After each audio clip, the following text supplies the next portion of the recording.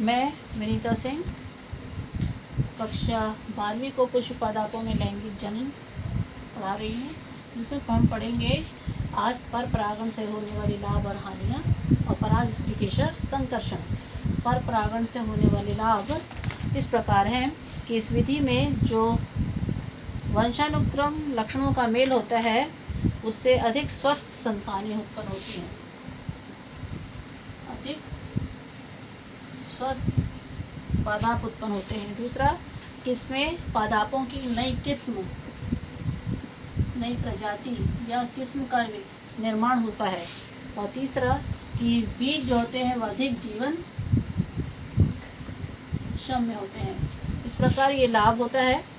और हानियाँ जो हैं वो इस प्रकार हैं कि बाहरी कारकों के द्वारा बहुत सारे बाहरी कारकों पर परागण को निर्भर रहना पड़ता है। दूसरा कि इसमें परागकण बहुत अधिक मात्रा में नष्ट होते हैं। और तीसरा कि परागकणों के अधिक मात्रा में बनने के लिए पौधा को अधिक ऊर्जा उत्पन्न करना पड़ती है, खर्च करना पड़ती है।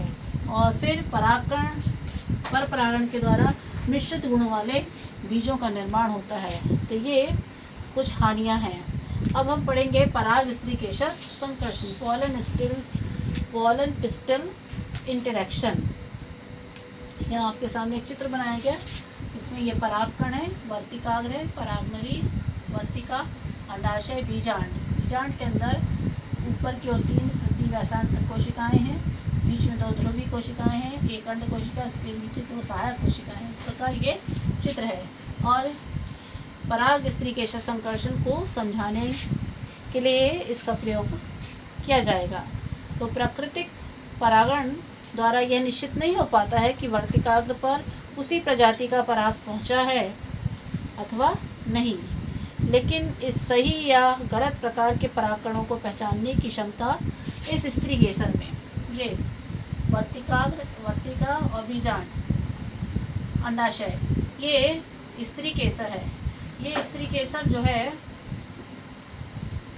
उसमें ये क्षमता पाई जाती है कि वो आसानी से अपनी ही प्रजाति के परागकणों को पहचान लेता है। और जब उसी प्रकार की प्रजाति के या उसी प्रजाति के परागकण जब स्त्रीकेसर पर पहुंचते हैं तभी ये परागकण जो हैं वो अंकुरित होने पाते हैं। अन्यथा ये परागकण जो है वर्तिका के द्वारा जो है ये नहीं ग्रहण किए जाते और वर्तिकाग्र उसे अस्वीकार कर देती है या परागण पश्चात की घटनाओं को के लिए वह उसे प्रोत्साहित नहीं करती है। यदि सही प्रकार का परागकण होता है तभी वर्तिकाग्र उसे स्वीकार करती है और वह परागकण जो होता है वह अंकुरित होता है और परागण पश्चात की घटनाएं जो हैं उसके लिए प्रोत्साहित की जाती हैं और पराग नलिका विकसित होती है जो भ्रूण कोश तक पहुंचती है और सही प्रकार का परागकण जो होता है वही इस क्रिया में भाग ले पाता है। और यदि गलत प्रकार का परागकण होता है या अन्य प्रजाति का होता है तो स्त्रीकेसर उस पराग को अंकुरण से रोक देती है और पराग नलिका की वृद्धि नहीं होने पाती और वो भ्रूण कोश तक नहीं पहुंचने पाता। इस प्रकार परागकणों के वर्तिकाग्र पर गिरने के बाद या तो पराग स्वीकृत होता है या अस्वीकृत होता है। स्वीकृत होने पर परागकण वर्तिकाग्र पर अंकुरित होते हैं। एक स्त्रीकेसर द्वारा पराग के पहचानने की सक्षमता उसकी स्वीकृति अथवा अस्वीकृति पर निर्भर होती है, जो परागकणों तथा वर्तिकाग्र के बीच पारस्परिक क्रिया का परिणाम है। यह संवाद परागकण और वर्तिकाग्र के बीच में होने वाले रासायनिक घटकों, जिनमें मुख्यतः प्रोटीन होते हैं, उनके संकर्षण के कारण ये संभव हो पाता है। ये संकर्षण की अभिक्रिया जो है ये पूर्ण होने पाती है। यहाँ पर कुछ रासायनिक घटक पाए जाते हैं। स्वीकृति के पश्चात परागकण अंकुरित होता है, पराग नलिका विकसित होती है जो वर्तिकाग्र से होती हुई भ्रूणपोष तक पहुंचती है।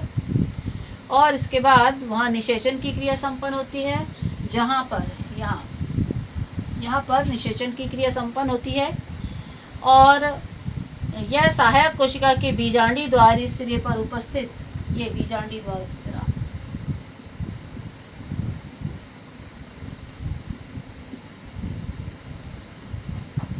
माइक्रोपाइल, ये माइक्रोपाइल से होकर के तंतु समुच्चय यहाँ पर सिनर्जिक कोशिकाएं पाई जाती हैं।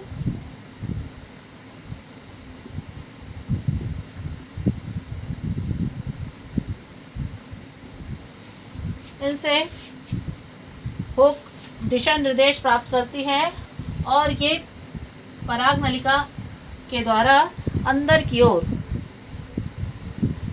पराग कणों से निकलने वाले जो ध्रुवीय केंद्रक होते हैं वो ध्रुवीय केंद्रक की ओर और अंड कोशिका की ओर निर्देशित कर दिए जाते हैं और इस प्रकार से बीजांड में पराग नलिका का प्रवेश होता है और सभी घटनाओं को पराग स्त्रीकेशर संकर्षण के नाम से जाना जाता है। इस प्रकार से ये पूरी अभिक्रिया होती है जिसमें कि पराग स्त्रीकेशर संकर्षण के द्वारा ही ये निषेचन की घटना पूर्ण होने पाती है। इस प्रकार हमने यहाँ सीखा पराग स्त्रीकेशर संकर्षण किस प्रकार होता है।